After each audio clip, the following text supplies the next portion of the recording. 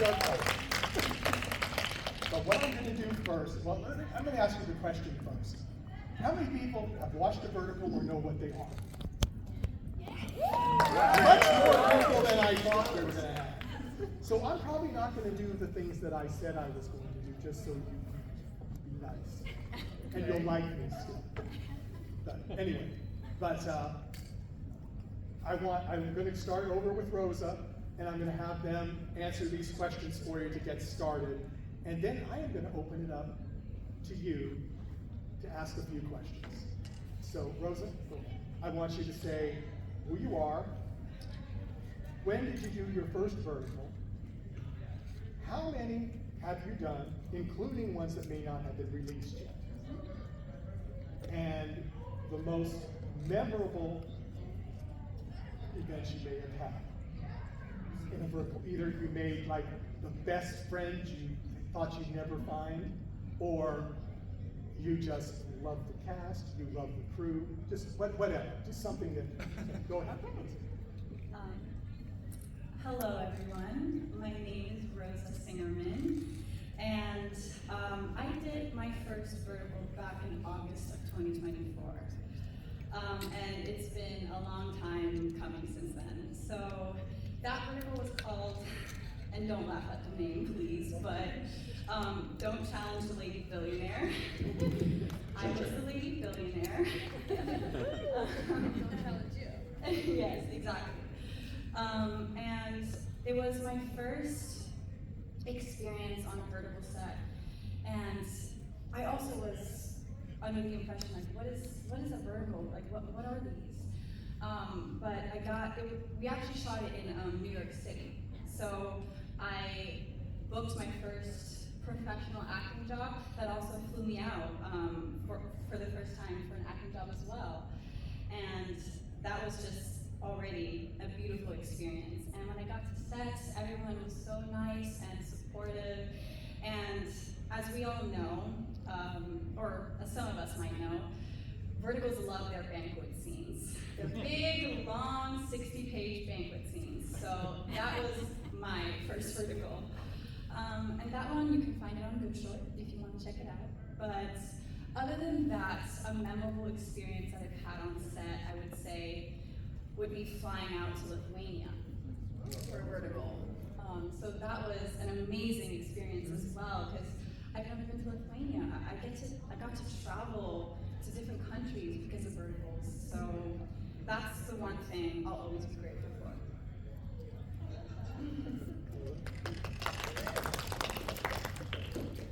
Hi everyone, my name is Victoria.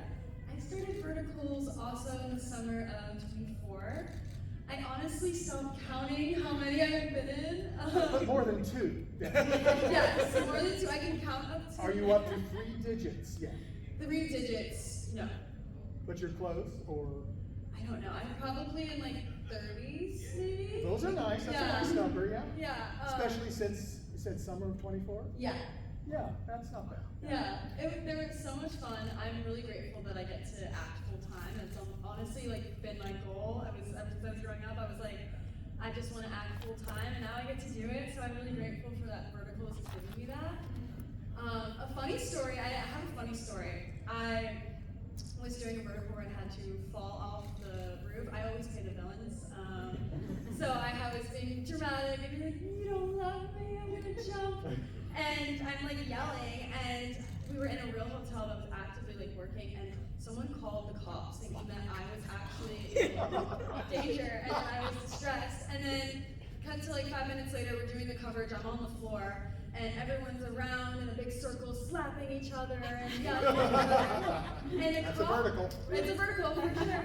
And a cop runs in, hits his mark, is open to camera, and he goes, everyone calm down! And we're all just like, is this a day player that we forgot about? Like, is he in holding this whole time? What's going on? And it was a real cop. I was like, wow, his costume looks great.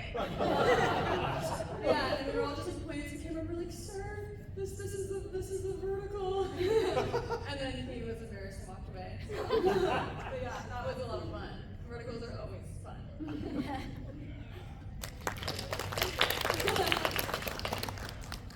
Hi, my name is Camacho. I've done about I've also lost track, but if I was estimating, probably in the 50s. I think I just passed 55. So that's the amount. I also started June 2024, and it's actually, that is my most memorable moment because unlike these two, my first experience on a vertical was a disaster. It was in June, it was about 90 degrees out, Santa Clarita, out in the middle of the wilderness.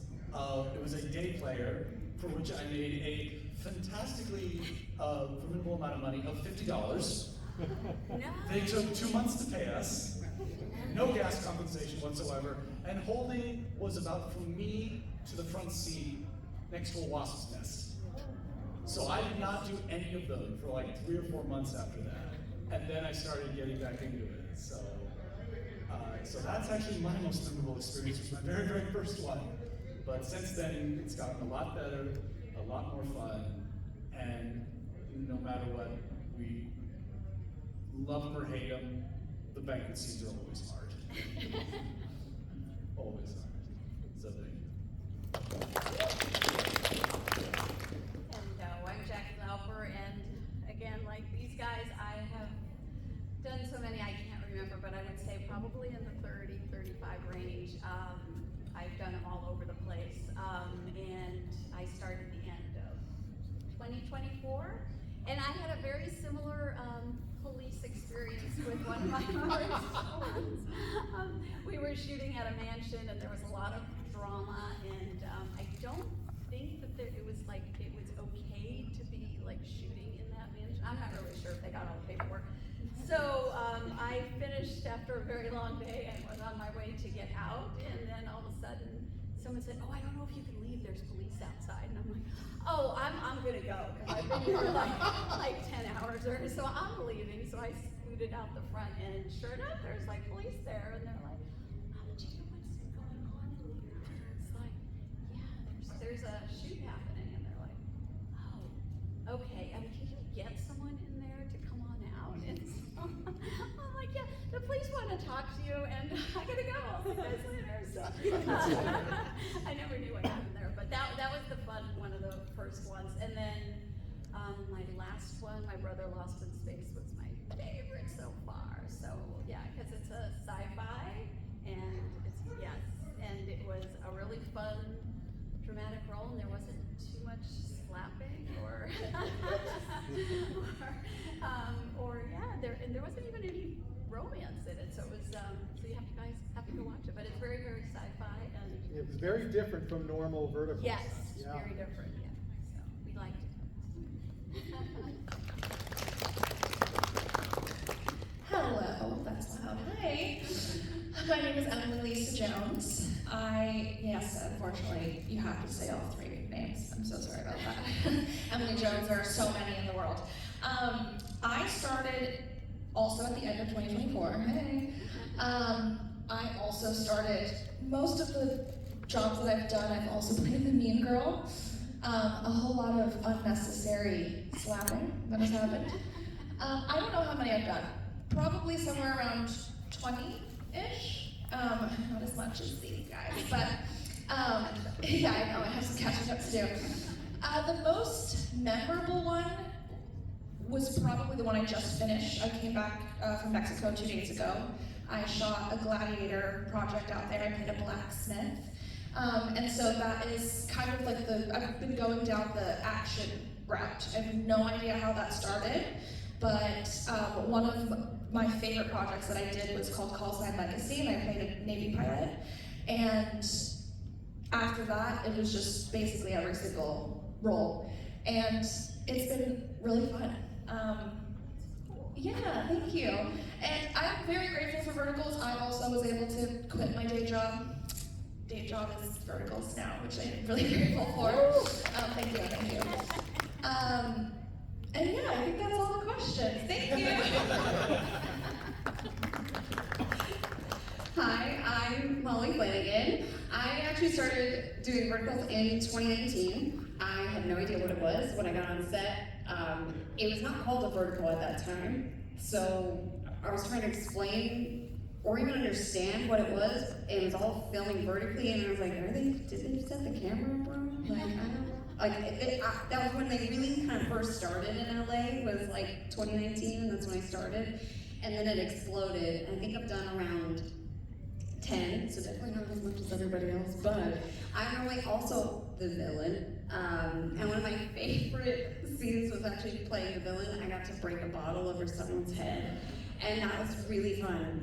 It was like really nerve-wracking, you know, because they're like, you can't hold the bottle this way because it's gonna break, and you can't hold it this way. And I was like, well, how am I supposed to hold it? So, but I did a good job, but it was very funny. I have a lot of funny BTS video that, you know, I'm really angry and I like hit her across the head and they call cut and I'm like, are you okay? But I really enjoy playing the villain. It's just very unhinged. Very therapeutic. Yeah, I really enjoy it. And yeah, that was my favorite one. You have my Yeah, hello. My name's Gabe Armentano. I've been part of the work community for, we'll say, about a year and a half. Summer 24 is when I got engaged, or involved. Yeah, I don't, when it comes to the verts, my first experience is very much like I don't want to be involved in this at all. I'm sure a lot of us like watch where we see the breakdowns and like it's just chaos. You know, it's crazy plots and there's crazy action and there's silly romantic or sexual content. And you know, some of us find our ways into acting through school. Some of us find our ways just by stumbling into an improv class. And so when you see these silly breakdowns, it just feels different. And so I was doing a random modeling gig, and one of the casting directors that some of us may know, Stacy Chu, her and I, she's also a very talented actor, and she was also making money doing casting. And so she was like, you should try out for this. And I was like, no, thank you. And she basically insisted. I said, okay, and then I got cast as a villain, and that's kind of what just thrust me into the world. So I've been very happy to be part of this. As you know, some of us, we have this theme of like quitting our day job. And yeah, to the effect of like, as working actors, there's been an opportunity to focus on the craft, step on set, learn, play, make friends, pay the bills, all that good stuff. Probably one of the most memorable things for me, not to get too sentimental, is I went to China for the first time. You know, Rosa was talking about traveling. And so China, I've never left the country, let alone gone to Southeast Asia. And I was contracted for 3 pictures back to back, which was so much fun. And then when I wrapped the third, I was like, hey guys, I'm still here, can I do one more? And they found a spot for me on a project. It was like 8-day production, and on one of those days that I was on set, there was another lovely actress who was not from America, and she also was not supposed to be on that job. And so I more or less found the love of my life. And I would not have done it if I didn't say yes to verticals. Took a chance on that. I would not have done it if I did not fly to China. This lovely woman, her name's Ani, she's from the country of Georgia. And it's just one of those things where like, for me, I'm going to be 32 in like a week, and I think we all have different experiences professionally, but it really is when you start saying yes to things that doors open. Even if it feels like doors close, because when you say yes, you're also alternatively saying no to things. Saying yes to the world of verticals has been nothing but a blessing, so, yeah.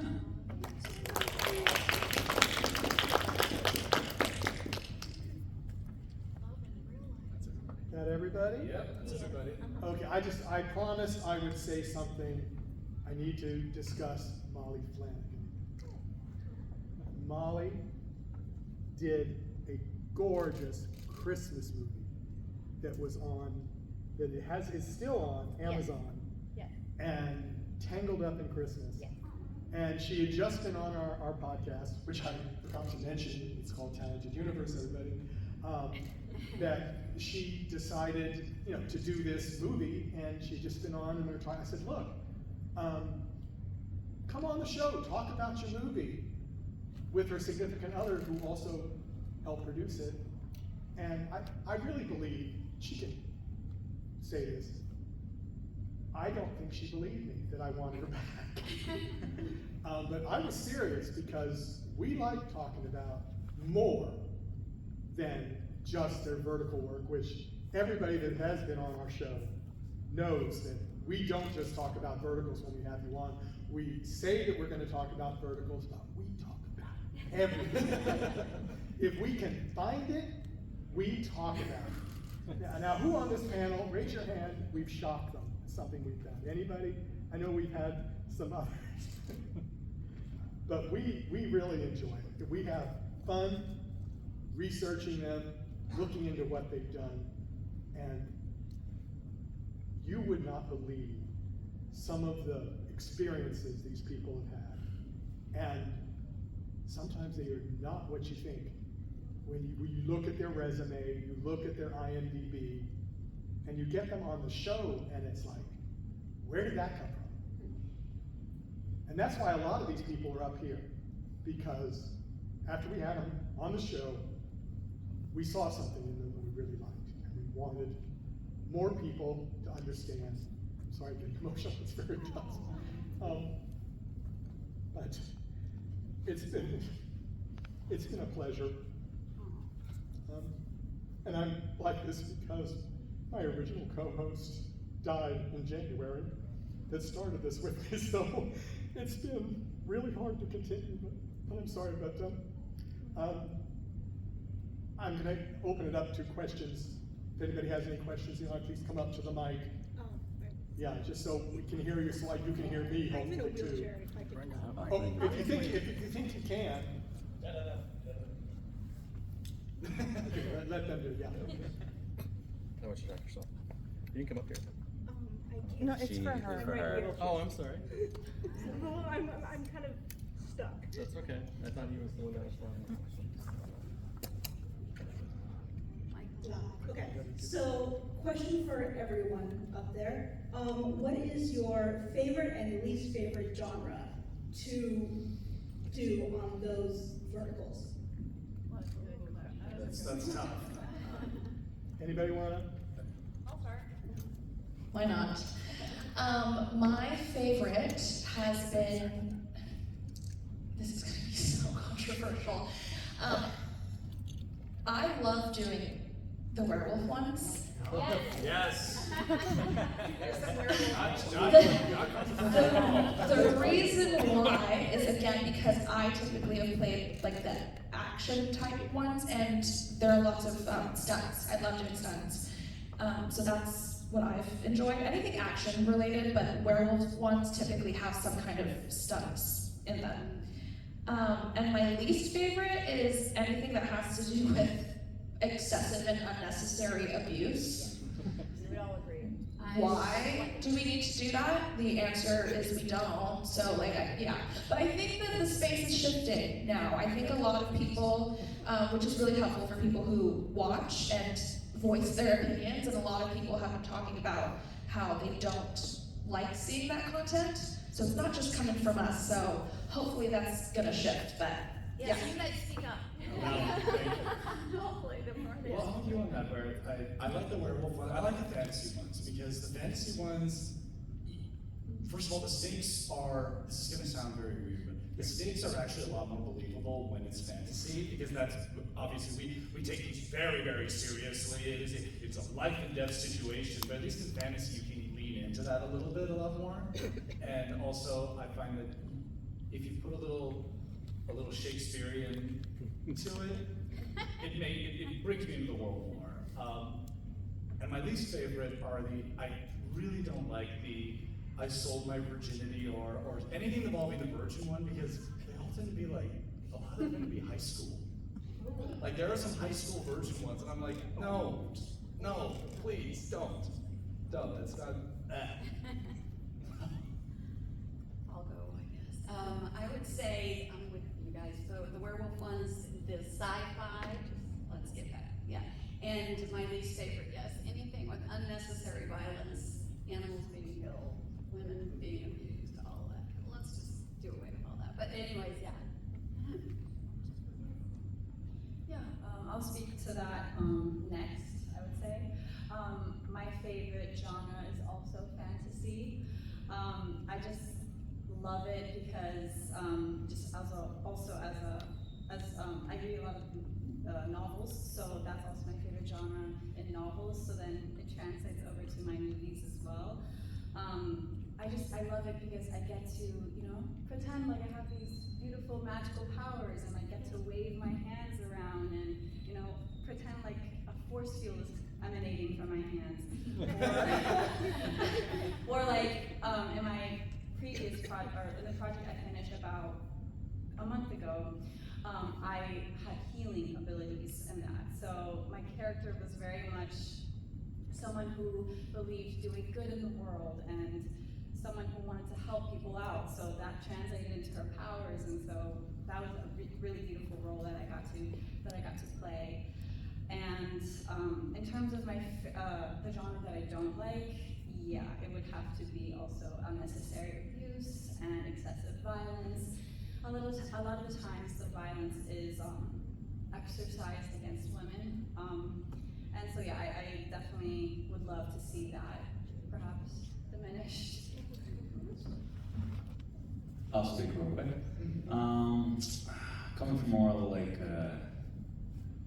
because we've mentioned the fantasy, we've mentioned sci-fi, we've mentioned, for me personally, whenever people look at me, they just get like cookie cutter, nice guy with like the cone hair over and like, so I end up getting cast as the CEO a lot. And so in the CEO category, because you have like CEO, you got the mafia boss, you got the werewolves, and the CEO, you also oftentimes get like the really fun subgenres, which is this where I find myself, that I really enjoy falling into medical romance, a courtroom romance, or a political romance. Political especially is really fun because you can get into like interesting nitty-gritty like dynamics behind, you know, the closed doors and how they're dealing with litigation. So I really enjoy that subgenre within the CEO stuff. I'm hearing this theme of like excessive violence and things of that nature. I find that a lot of this stuff is not even necessarily genre, but it's framed as content. Because the reality is this like negative content is happening in all of these genres. For me particularly, we could call it a plot line. One plot line that I'm not a fan of, I was actually speaking to earlier. You call it, at least I call it, the XL revenge story. The way it goes, which is actually, you could, from face value, you could call it an empowering story. You have an individual who, because of their shape, size, etc., has been rejected, broken up with, divorced, because of who they once were.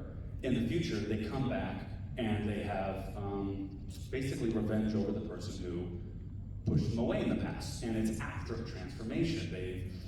Something's changed about them physically, something's changed about them emotionally. That sounds like a relatively okay plotline until you consider that they're casting the before version with one actor and the after version with a different actor. And so for me, I believe that's self-defeating because narratively, you may not be able to question it on paper, but in execution, you tend to find that the final result from a meta standpoint, from like the literal raw product, is this person before and the way they look cannot have revenge on the person who did them wrong. Only this other person who looks different, who is not the same actor, can have revenge. And for me, I'm like, that's just self-defeating. And that's a plot line that currently I'm avoiding. We'll see if I like don't get cast for the next 2 years, and then like I need to be desperate to get cast or something. But my current goal at least is I try to avoid those because I just think they're like not really. I don't know. It's not a value that I want to contribute to. But So. gave them all. We're not Yes. gonna say that. True. Anybody else? I actually do. Okay. I wanted to ask about like what have you learned about? I guess this is a long question, but essentially like your process as an actor in working on these projects, like being able to work on the number of things that you mentioned, like sounds diabolical. And not diabolical in a bad way, just in like that's like a lot of different roles, different scripts, and I was wondering just in terms of like verticals, do they, because they're shot faster or they're shot in different areas and like memorizing lines, or like how, just like what your process, at like the process that you developed as an actor and getting to work on these things, and how it maybe has changed from when you started or when you were in school. I'd like to weigh in that because actually because with verticals, these characters are very distinct. And because of that, you don't really have time to do a lot of like, okay, let's do a deep analysis of all this. You don't have time for that. What is my motivation? Right, what is my motivation? You kind of, actually, no, motivation is very important, but in terms of like auditioning or being able to create a character, you just have to go from 1 to 10 right away, because again, you don't have time to do the nuances, that stuff, that you just have to go for it. And then the director will tell us, okay, no, we're gonna change the direction. And I find that as an auditioner, that has helped me be able to make bold choices a lot faster and with a lot more confidence, because before you're going to say, okay, I gotta make a bold choice. What's a bold choice that is gonna seem different? And you start realizing, just go 100% on something. Because that also shows that you yourself can go 100%. They can always modify you on set, or on the next take. But for me personally, it has taught me how to create a character very, very quickly. So that's my 2 bits. I would also say that my memorization is through the roof at this point. I'm so good at memorizing. I'd also say the verticals have made it really helpful for me, that in a sense that I try something different on each take. I no longer try to just get one through line. I'm like, I tried it this way, now we're gonna play it this way. So I really just play with each take, because you don't get a lot of takes. So just trying to, especially playing the villain, like I just try to give as many options as possible, as much variety as I can, while still trying to stay true to that character, because I feel like a lot of times in other film, you'll get multiple takes for the director to be able to hone in on exactly what they want. This is not the case in verticals. So kind of my brain constantly being like, I did this, we're gonna do this now, we're gonna do this now. So it's like, but also still listening to what your scene partner is giving you, obviously, so I'm not listening, but trying to give as many options as possible, which is definitely a difference, but I think it's made me a way better actor, because I feel like it's opened me up to being able to find different options in another scenario that's not a vertical much more quickly now. Yeah, and I can speak a little to that as well. Kind of with the way the pace of these sets go, we're going at a bone-breaking speed. We're shooting 12 to 15, sometimes even more pages a day. So yeah, we have a lot to memorize, and so as someone already said, it helps me be able to memorize in 5 minutes, like a whole monologue or a whole page in 5 minutes or less, or even like more, a few pages in 5 minutes or less, because it's like, you gotta do what you gotta do, so you gotta like get it in your brain one way or another. And then on top of that, verticals love, their big dramatic emotional scenes, so, and the thing is you don't get a lot of time to prepare for those. So a lot of the times, you get to set, you rehearse, you block, maybe get to rehearse it one more time, and then you're shooting. It all happens so quickly in a span of a few minutes. So then when the cameras start rolling, you gotta kind of get yourself out of 10 as quickly as you can. Like, you kind of have to be able to go from 0 to 10 as fast as you can. And that's one thing I've definitely learned to pick up very quickly. I'm able just to dial into those emotions at the snap of fingers, because it's either that or, I don't get that many chances to do this scene or this take. So it's like, I gotta get there already from take 1, because I might not get a take 2. So that's another part of it. I grew up doing theater. I was on Broadway when I was a kid, so my whole background was theater. I'm from New York City, and so I've always was taught to perform to the back of the audience and make sure that everyone can see my emotions and how I'm acting. And then I went to film school, and they took all that away from me, and they said, do absolutely nothing with your face, and we don't want you to act, we want you to just be. And I was like, okay. And then I get to a vertical set, and they're like, no, give us more. And I was like, wait, you guys want to see like what I do on stage, like in front of a camera? And they were like, yeah. And I love that. That was everything to me. So I'm really grateful for verticals, because it's basically being on stage with the camera in front of you. Before we go on, I just want to publicly say we do have one more vertical actor in the audience that could not come up on stage. So I would like her to stand up and tell us who you are, just the first few questions, because I feel really bad we couldn't get you on stage. Should I get the microphone? Yes, you may. You may. Alright, so I'm gonna, okay. Here. Okay. Hello, I'm Martina. Which one the question? Sorry. How many verticals? How long have you been doing them? A memorable moment. Okay, so yeah, I started doing verticals in May 2025 because I got my visa to work in the US and then I started. So I didn't start that early as other people because obviously I couldn't. And I've done, I think, a little more than 35, maybe 35, 37, something like that. And I would say, yeah, I had an experience that was kind of crazy. So, I had in this role, I was performing these stunts, and I never done stunts. And I was laying down, and they had to throw 2 living chickens at me. Like, living, okay? So I was laying down, they gave me a fake pregnancy belly, so I was like walking like this with this belly, with a blonde wig, so I was looking very different from myself right now, and then nothing, like the person, the actor, had to throw chickens on me, so I was laying down, so these 2 animals like coming, and I got hurt, like the chicken scratched me. Worst thing is that this company that I'm not gonna work with anymore didn't even pay me. So it was not the best experience. It was like, maybe with stunts I'm gonna be a bit hesitant in the future, but of course it's also a funny memory that I can tell when I have, you know, some funny stories. So yeah, thank you. Thank you. If you have any questions to Martina, especially, she'll answer them. From over there. She will do it. Go ahead. Okay. Hi, guys. I'm coming at it more from a producer's sort of POV.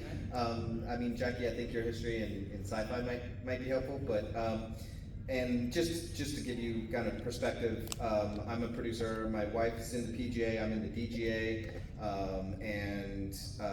but the thing is like the last biggest thing I did was actually Donald Sutherland's last movie. It's called Miranda's Victim. It's on Hulu with Luke Wilson and Abigail Breslin. But since then, I've done just like little tiny indie movies and you know, nothing really big. So then my wife and I, we shot a sci-fi series with, you know, our savings, big mistake. But you know, whatever you do what you do. And we have like 10 episodes, but we did it horizontally, and we recently, the oops is what I've been getting a lot of lately, and just, I mean, I can convert it to vertical, but it's a sci-fi, it's a screwball sci-fi. She builds a super collider in her living room and steals the cable guy, and we go traveling the multiverse. So it's kind of like Rick and Morty, but with the heart of Doctor Who, because we love each other. And yeah, we go on adventures in our living room. It's couch surfing the multiverse. What I want to know is, like, do you guys have advice for a producer like me who, you know, has experience and is like kind of looking at verticals and going like, my God, why am I not getting into this, and how do I get into this, and et cetera, et cetera. I would love to speak on this. First of all, you absolutely should, if you can, try to at least get clips, vertical clips.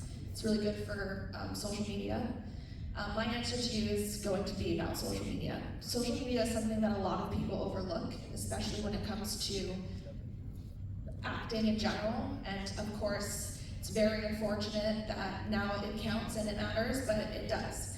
And so, you know, we can sit here, kind of the same way that we've been talking about verticals, like, oh no, I don't want to do that, and then eventually we hop on the train. So the sooner that you can get to it, the better, because a lot of marketing and a lot of networking happens through social media. Some of us have been scouted through social media. Some of us get majority of our jobs through social media. And you can do a lot of marketing for your projects through there. So yeah, I was a social media manager, so I know a lot about that space, and I think that a lot of people overlook the importance of that. And so I know that it's, you know, very foreign to a lot of people, but there's so much information that you can find online. And I'm sure if you're in the industry, you know somebody who at least knows somebody that knows something about social media. So that is what I would recommend in that aspect. To be blunt, there have been verticals shot horizontally, and then they just shave off the sides. Right. Because that way they just put them on YouTube. Just do that. Yeah, That's your solution right there. You've got the story, started. shave off the sides, put it in there, put it online. All right, yeah, that's what I started. But my thing was, there's so many of the dramas, right? And when you said sci-fi, I was like, wait, what? Yeah. So It's a new genre for It is. verticals. When I first started looking at them, the title had to have, and go along with it, CEO, billionaire, vampire, werewolf. I know I'm missing one. Alpha. Alpha And werewolf, and Lunas, and they all had that title. And they all had that word in the title, all of them. It's been changing since we started doing the podcast. They are getting more genres out there. They're getting some rom-coms. They're getting some sci-fi. Jaki was in the sci-fi show. yeah, And it was wonderful. But you know, it's the budgets are oh yeah. minuscule compared to other things, so they're limited to what they can do. My recommendation would be watch some of them, see if you can make one and pitch it to one of the apps that's out there. There are over at least 30, there might be more. There's over 200. Yeah, I mean, it's literally over crazy. 200 apps. And they're always looking for content. And they're always looking for content, and they all usually don't have other people's content. So there are 200, and they put out 20 films a month, some of them at least, that I've seen, at least. It's an incredible amount of content that's out there, and it's mind-boggling. It freaked me out. When I first started a year and a half ago, I thought I just saw a small little section, and I went, Liz, that's who died. I said, I'm gonna be done with this in 2 months. There's not gonna be anybody else to talk to. I'm still talking to him. 15 months later, you know? I mean, it's incredible. You talk to filmmakers and producers? I talked to or- some of the filmmakers, I've talked to some of the directors, and it's mostly been actors. Yeah, yeah. Okay. And it's amazing how many people are out there. All right, I wanted to speak up real quick on this too. I think from a very practical standpoint, I can't really speak to the film that you've made already because I hear sci-fi, I hear screwball. If I did want to speak to that, I would say I don't know if there's a market there for that yet. You know, I'm not trying to be dismissive. The truth of the matter is if we follow the money, the majority of the audience and the demographics follow romance. All these genres we're mentioning, it's true. Sci-fi, alpha, fantasy. Exactly, well, okay, fair enough. Emerging, but fair enough. But my point is, and Michael was just talking about this, if we follow the money, romance is what's happening.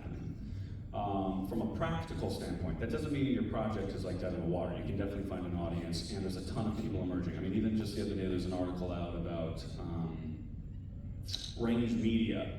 It's a well-known like management company, and they produce a lot of people in the DGA and the PGA, and they're partnering with Google, and they're going to move into microdrama. And the truth of the matter is, it's not necessarily going to be microdrama, but it will be vertical content, and they're going to find a way to package all of their big, like, named people. And so, to bring it to the screwball sci-fi, there will be a market for that. But for today, Breakdown Express, like practically, I really would encourage you to just go on Breakdown Express, Actors Access, look at the breakdowns for everything that's out there. You will see all of the people working on every project. As you go down the columns, you'll see production, when it's coming out, the name of the project. Click on the name of the project, and you'll see producers. Oftentimes, the EPs, they're not necessarily executive producers just for that production. The EPs are either client producers or they're working for the platform.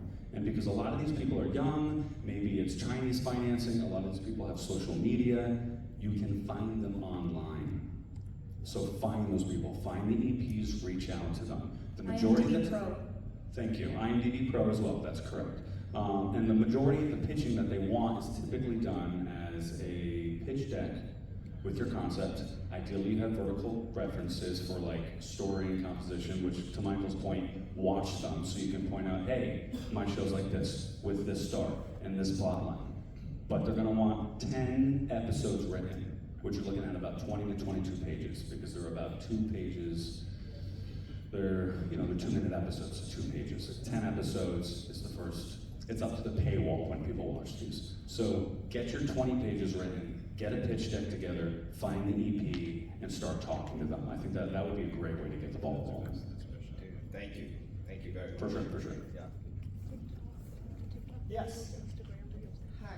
You might have kind of just answered part of my question, but first of all, I worked as an associate producer 10 years ago for YouTube channels, so Double Loophole digital platform plus Double Loophole from the Union.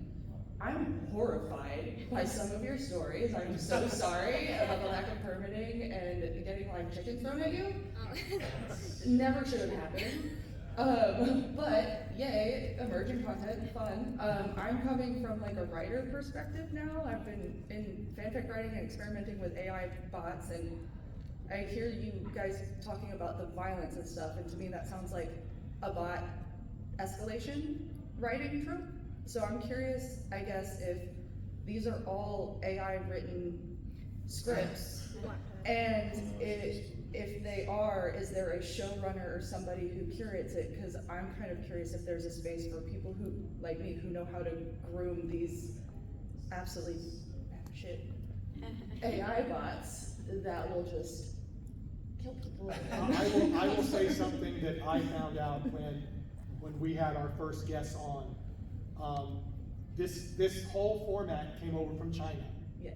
And what they did is they put a lot of the scripts that were already written in Chinese, they put them through an English translator and went through that way, and and it's true, and you'll all agree. When they first started coming out, there was some things that made no sense at all. And I asked some of the guests, and they said because it was translated from Chinese and they really didn't. Sometimes they were allowed to fix it while they were saying it, because sometimes these poor souls don't get the script until the day before, or that's when they get the job, is the day before they start filming. It is hard. I told them I couldn't do it. But, and I agree, and honestly, the scripts that are coming out now are so much better than they were 3-4 years ago. I think everybody will agree. That's my take on it, just from being outside the industry and kind of looking in and talking to the people that are involved. Sounds like there's no script supervisor then either. Yeah, there is. Here's the thing. Last month, I actually had what they call English language localization, which is essentially, here's the translated script. I need to now make it make sense to an English speaker, because some of the way, because again, as I know, Chinese to English doesn't translate very well. So especially if you have to do sarcasm or idioms or stuff like that, it's like it doesn't, right, expressions, stuff that actually, one of the funniest, I don't know why this was so funny to me personally, but I remember I was on a script, and it was a ballet one. The girl got injured, and her mom was talking about it, and said, it's like, oh, you have to be careful, there are 12 nails in your knee, and I'm like, that's actually not correct. That's not the right word. It's screws in your leg. So you get stuff like that's as minor as that, where it's like technically they're not wrong, but context is everything. And then there's others where it's like, if you have to do any sayings in Chinese that translate over to English, they are not going to make sense to us. So you have to figure out, okay, what is this person actually trying to say?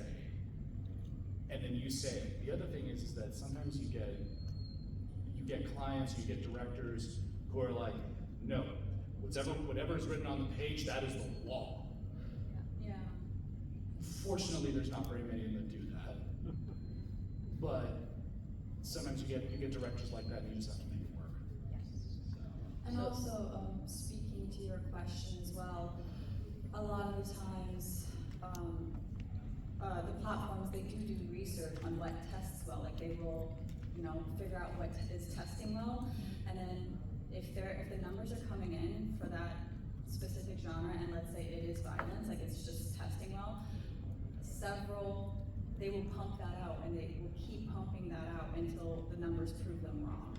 So then, yeah, writers will write these violent, or these scripts that do contain a lot of violence because that's what's testing well, that's what's bringing in their numbers. And then after that, other platforms will copy each other, and you'll sometimes get the same script being done by 4 different platforms. Just slightly different, but it's basically the same story.